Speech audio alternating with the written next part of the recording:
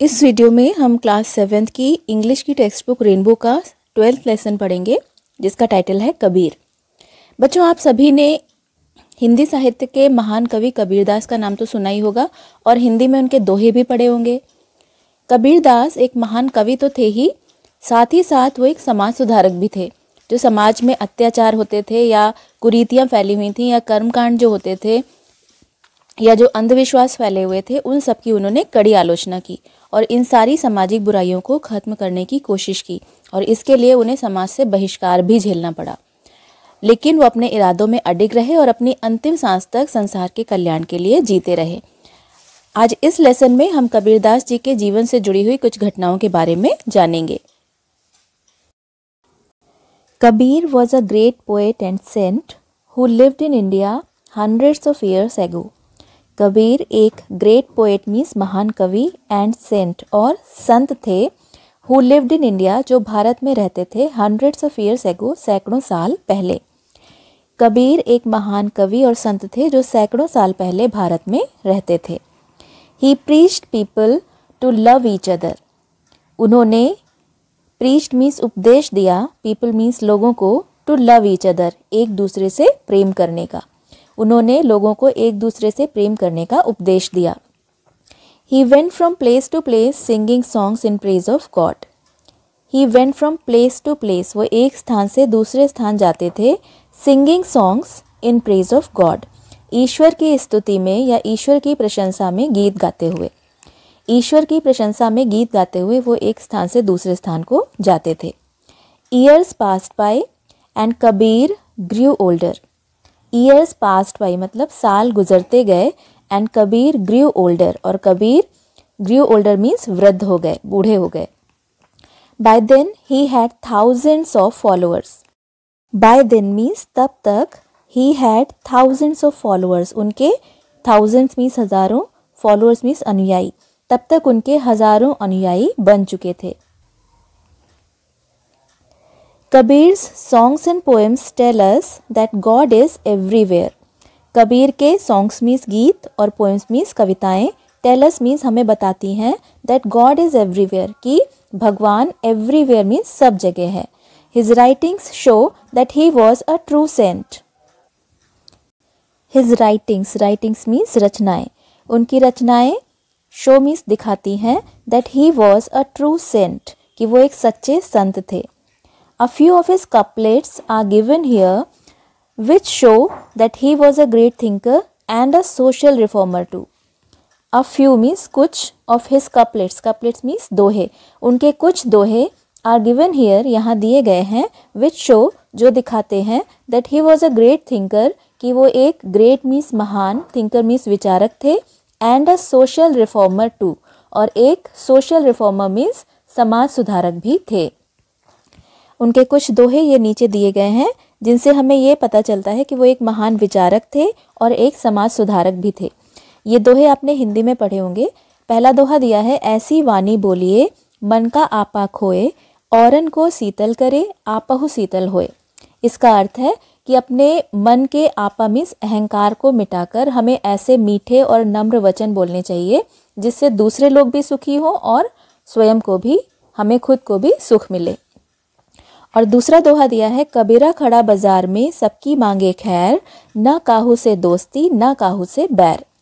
इसका अर्थ है कि इस संसार में आकर के कबीर अपने जीवन में बस ये चाहते हैं कि सबका भला हो, खैर मीन्स भला, और अगर किसी से दोस्ती ना हो तो दुश्मनी भी ना हो। Kabir taught everyone to love God. Kabir ने टॉट मीन्स सिखाया, एवरीवन मतलब प्रत्येक व्यक्ति को, टू लव गॉड कि वो ईश्वर से प्रेम करे। कबीर ने सभी को ईश्वर से प्रेम करना सिखाया। ही always said Kabir is the child of Allah and Ram. वो हमेशा, ऑलवेज मीन्स हमेशा कहते थे कि कबीर अल्लाह और राम की चाइल्ड मीन्स संतान है। But people did not like this, लेकिन लोगों को डिड नॉट लाइक दिस मतलब ये बात पसंद नहीं आई, लोग इस बात को पसंद नहीं करते थे। They took him to the emperor, they मतलब वो लोग, टुक हिम मतलब उनको ले गए, टू द एम्परर राजा के पास, वो लोग उनको राजा के पास ले गए. The emperor heard people's complaint and ordered his soldiers throw this man into the river.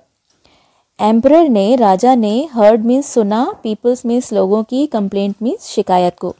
राजा ने लोगों की शिकायत को सुना. एंड ऑर्डर्ड हिज सोल्जर्स, और अपने सोल्जर्स मीन्स सैनिकों को, ऑर्डर्ड मीन्स आदेश दिया, that throw this man into the river, कि थ्रो मीन्स फेंक दो, दिस मैन मतलब इस व्यक्ति को, इनटू द रिवर नदी में, इस व्यक्ति को नदी में फेंक दो. The soldiers through Kabir into the river. सैनिकों ने, थ्रू मीन्स फेंक दिया, कबीर को इनटू द रिवर नदी में. सैनिकों ने कबीर को नदी में फेंक दिया. But he did not drown. Drown means डूबना. But he did not drown, लेकिन वो नहीं डूबे. The next time they put him in a hut and set fire to it. The next time means अगली बार.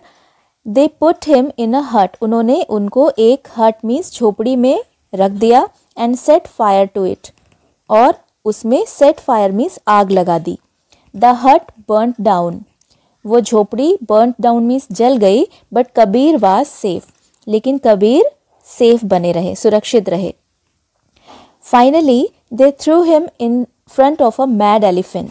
फाइनली मीन्स अंत में.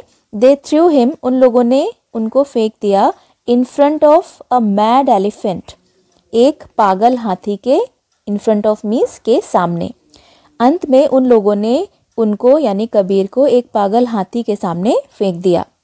Instead of killing Kabir the elephant ran away without harming him. Instead of means के बजाय, killing Kabir, Kabir को मारने के बजाय, the elephant वो हाथी, रैन अवे भाग गया, विदाउट हार्मिंग हिम उनको बिना नुकसान पहुंचाए. हार्म मीन्स नुकसान पहुंचाना, विदाउट हार्मिंग मीन्स बिना नुकसान पहुंचाए. कबीर को मारने के बजाय वो हाथी उनको बिना नुकसान पहुंचाए वहां से भाग गया. On being defeated several times the emperor set Kabir free.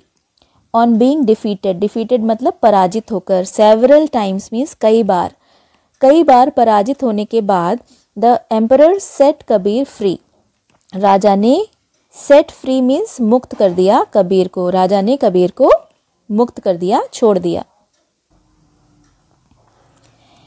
And when Kabir died his natural death, his followers quarreled among themselves. When means और जब, Kabir died his natural death means प्राकृतिक मृत्यु या स्वाभाविक मृत्यु, और जब कबीर की स्वाभाविक मृत्यु हुई, his followers quarreled among themselves, तो उनके followers means अनुयायी, among themselves मतलब आपस में ही, quarreled means झगड़ने लगे. The Muslims wanted to bury his body. मुसलमान उनके बॉडी को, उनके शरीर को, bury means दफनाना चाहते थे. The Hindus wanted to burn his body, और हिंदू उनके शरीर को burn means जलाना चाहते थे. Suddenly the Hindus and the Muslims heard a voice from the sky. Suddenly means अचानक, हिंदुओं को और मुसलमानों को, from the sky means आसमान से, एक voice means आवाज़ सुनाई दी.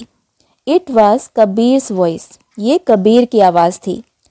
Take the sheet of my body, मेरे बॉडी मीन्स शरीर से, शीट मीन्स चादर को, टेक ऑफ मीन्स हटाओ. कबीर की आवाज़ ने कहा, मेरे शरीर से चादर को हटाओ. When they remove the sheet, जब उन्होंने उस चादर को, रिमूव्ड मीन्स हटाया, they did not find the body, उनको बॉडी मीन्स शरीर, डिड नॉट फाइंड मीन्स नहीं मिला. In its place they found only some flowers. In its place मतलब उसके स्थान पर, they found only some flowers, उनको केवल कुछ फ्लावर्स मीन्स फूल मिले. So the Muslims took one half of the flowers while the Hindus took the other half.